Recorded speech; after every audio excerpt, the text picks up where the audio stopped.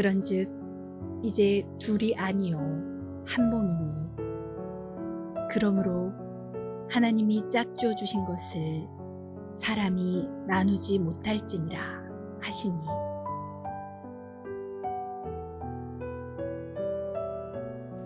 예수님 시대는 온갖 사회적 편견과 차별이 만연한 사회였습니다. 신분차별, 이방인에 대한 차별, 노예에 대한 차별은 물론이고 어린아이나 여자에 대한 차별도 대단히 심각하였습니다. 제자들조차 이런 편견에 물들어 있었습니다. 어린아이들이 예수님께 오지 못하도록 막은 적도 있습니다. 또한 여자들을 무시하고 아내를 소중히 여기지 않았습니다. 예수님이 이혼하지 말라는 가르침을 주시자 제자들은 여자를 내버리는 게 그렇게 어려우면 차라리 결혼을 안 하고 말겠습니다 라고 대답할 정도였습니다. 예수님은 이 모든 편견을 깨뜨리시고 창조의 원칙으로 돌이키시는 분입니다.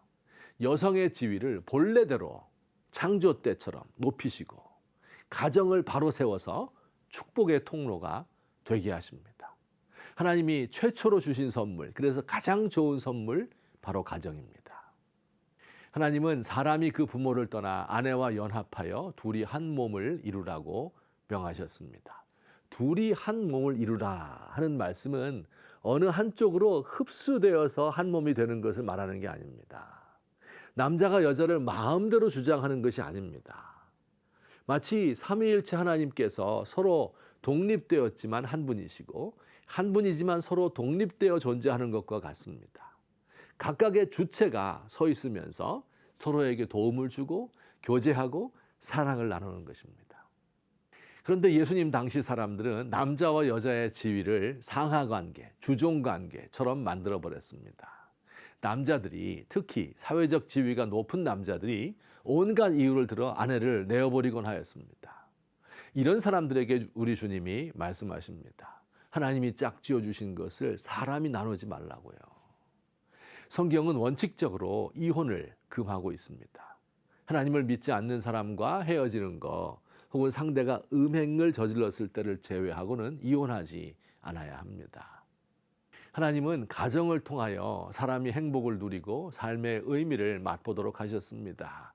하루 종일 힘들게 보내어도 가정에서 아내와 자녀들과 사랑을 나눌 때 행복감을 느낍니다.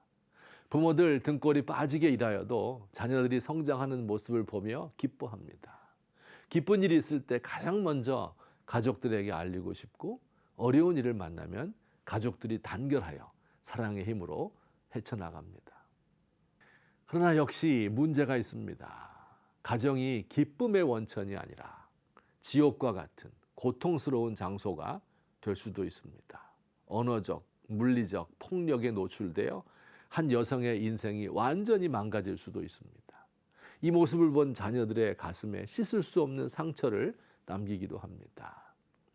이혼을 허용하지 않기 때문에 결혼하지 않은 채 동거하는 커플이 늘어나기도 하고 혹은 실제로는 이혼 상태면서 서류상으로만 부부인 편법을 택하는 사람도 있습니다.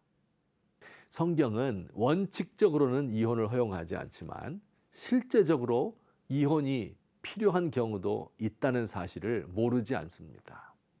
원리적으로는 하나님이 짝지어 주신 것을 사람이 나누지 못할지니라고 하시지만 성경의 다른 부분에서는 이혼 증서를 써서 아내를 내보내는 것을 허용하였습니다. 예수님은 우리 마음의 완악함 때문에 할 수 없이 아내 버림을 허락하신 것이라고 덧붙였습니다. 이혼 증서 없이 여자를 내보내게 되면 전 남편에게 돌아갈 수도 없고 재혼할 수도 없어 그의 삶이 완전히 나락으로 떨어지는 것을 방지하기 위함입니다. 이런 허용은 불신앙에서 비롯된 타협으로 생각해도 되고요. 그러나 사실은 천국이 완성되기까지의 현실적인 대안입니다. 만일 현실을 고려하지 않고 원리에만 충실하려 한다면 더 큰 악이 생길 수도 있기 때문입니다. 사랑하는 성도 여러분, 우리 중에 행복한 가정 생활을 하시는 분들은 하나님께 감사하며 남편과 아내를, 자녀들을 소중히 여기시기 바랍니다. 깨어질 위기에 있는 분들은 하나님이 짝지어 주신 것을 사람이 나누지 못한다 하는 원리를 생각하며 재고, 삼고 하시기 바랍니다. 이미 가정이 깨어지신 분들, 우리 자신을 돌아보며 새로운 길을 열어주시기를 위하여 기도합시다.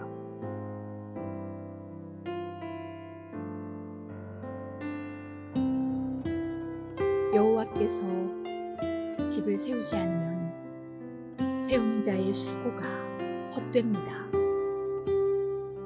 남편과 아내들이 사랑으로 존중하며 한몸 되는 법을 배우게 하소서.